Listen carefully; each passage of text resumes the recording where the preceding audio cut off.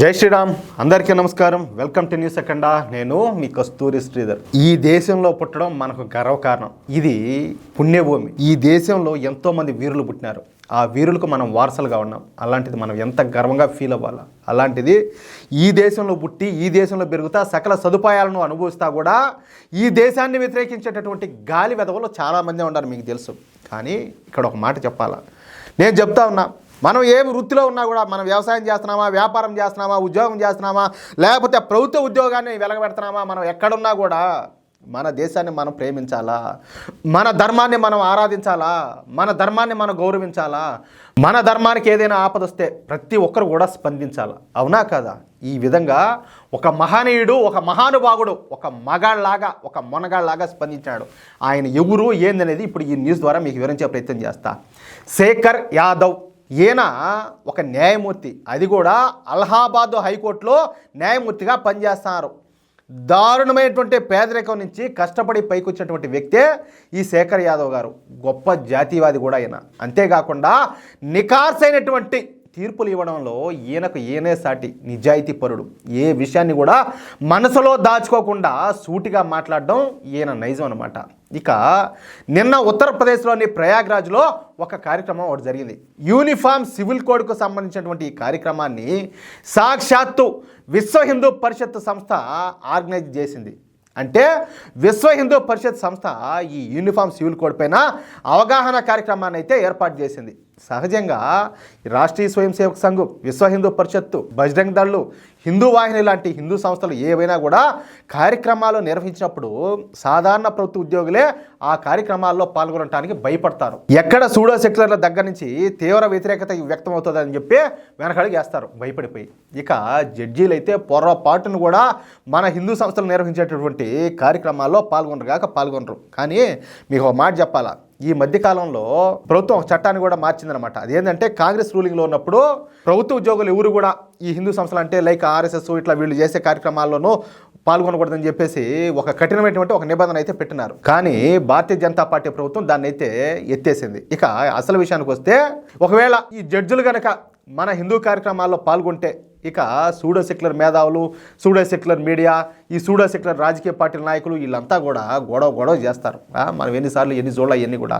అంతెందుకు, మీకు ఒక చిన్న ఎగ్జాంపుల్ చెప్పాలంటే, ఈ మధ్యకాలంలో అప్పటి సుప్రీంకోర్టు ప్రధాన న్యాయమూర్తి గారైనటువంటి జస్టిస్ చంద్రచూడ్ గారు ఆయన ఇంట్లో నిర్వహించేటువంటి గణపతి పూజకు, అంటే ఆయన ఒక హిందువుగా ఆయన ఇంట్లో పూజ చేసుకోకూడదా? ఇప్పుడు మనమే ఏదైనా ఏదైనా పెట్టుకుంటే మన చుట్టూ నలుగురిని మనకు అయిపోయిన వాళ్ళనో లేకపోతే మన శ్రేయోభిలాషులను ఎవరన్నా పెద్దవాళ్ళు కానీ భావిస్తే గౌరవప్రదంగానో వాళ్ళని మనం పిలుస్తాం. అదేవిధంగా నరేంద్ర మోడీ గారిని పిలిచాడు ఆయన. ఈ సూడో సెక్యులర్ గారు, ఈ మేధావులంతా ఏం చేశారంటే, ఈ రాజకీయ పార్టీ అన్నీ కూడా ఈయన జస్టిస్ చంద్రచూడ్ గారు నరేంద్ర మోడీ గారిని పూజకి పిలిచాడని చెప్పేసి గోల చేశారు. మీరందరూ కూడా చూసే ఉంటారు. సోషల్ మీడియా వేదికగా జస్టిస్ చంద్రచూడ్ గారిని నానా రకాలుగా నిందించారు, పెద్ద ఎత్తున విమర్శలు చేశారు. ఇలాంటి పరిస్థితులు ఉన్నటువంటి ఈ సమయంలో అలహాబాద్ హైకోర్టు న్యాయమూర్తి గారైనటువంటి ఈ శేఖర్ యాదవ్ గారు ధైర్యంగా ఎవరిని లెక్క చేయకుండా మన విశ్వ హిందూ పరిషత్ నిర్వహించేటువంటి కార్యక్రమంలో పాల్గొన్నారు. చూడండి, అంటే దీన్ని బట్టి మీరు అర్థం చేసుకోవచ్చు ఆయన ఎంత దమ్మున్న వ్యక్తో. పాల్గొనడమే కాకుండా అద్భుతమైనటువంటి స్పీచ్ను కూడా ఇచ్చినారు. ఈ సందర్భంగా జస్టిస్ శేఖర్ యాదవ్ గారు మాట్లాడుతా, ఇప్పటి వరకు దేశంలో జరిగింది ఒక ఎత్తు అయితే, ఇక నుంచి దేశంలో జరగబోయేది మరొక ఎత్తు. ఇక నుండి మన దేశంలో ఉన్నటువంటి మెజారిటీ ప్రజల ఆకాంక్షలకు అనుగుణంగానే నడుస్తుంది. అర్థమవుతుందా మీకు లాజిక్? ఈ మాట చెప్పడంలో నేనేమి మొహమాట పడ్డంలా. మన దేశం ఇండియా కాదు, మన దేశం హిందుస్థాన్. మన దేశంలో బైబిల్ చదివే వాళ్ళైనా, ఖురాన్ చదివే వాళ్ళైనా ఒకప్పుడు కూడా వీళ్ళందరూ కూడా హిందువులే.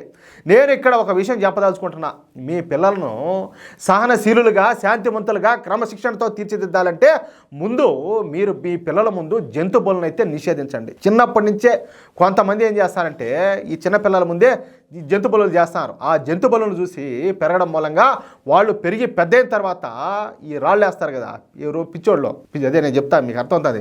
స్టోన్ పెల్టర్స్ ఆ స్వామి వాళ్ళుగా కావచ్చు, లేకపోతే రాడికల్స్గా జాంబిల్లాగా వీళ్ళలాగా తయారవుతున్నారు. ఈయన మాట్లాడిన ఇంకొక అద్భుతమైన విషయం ఏంటంటే, ఇకపైన ఈ దేశంలో ఒక్కొక్కరు 4 పెళ్ళిళ్ళు చేసుకోవడానికి వీలు లేకుండా చేయాల్సిన అవసరం ఎంతైనా కూడా ఉండదు. ఇంకా ఈ దేశంలో ఈ నిక్కా హలాలా త్రిబుల్ తలాక్ వంటివి జరగడానికి ఎంత మాత్రం కూడా వీల్లేదు. మన దేశంలో మహిళలను సాక్షాత్తు కూడా దైవ స్వరూపణులుగా మనం పరిగణిస్తాం. అలాంటి ఈ దేశంలో మహిళలకు స్వేచ్ఛనివ్వాల్సిన అవసరం అయితే ఉండాలి. అందుకే దేశంలో యూనిఫామ్ సివిల్ కోడ్ను అమలులోకి తీసుకురావాల్సిన అవసరం ఆ సమయం ఆసనం అయిపోయింది. ప్రస్తుత పరిస్థితుల్లో మన దేశానికి యూనిఫామ్ సివిల్ కోడ్ చాలా అవసరం, అత్యవసరం. త్వరలోనే యూనిఫామ్ సివిల్ కోడ్ను తీసుకురానున్నారు. నేను ఈ మాటలు చెప్పడానికి నేను ఏ మాత్రం కూడా మొహమాట పడడంలే, ఎవరినో చూసి అస్సలే భయపడడం కూడా. మనంగానే బతకాలంట.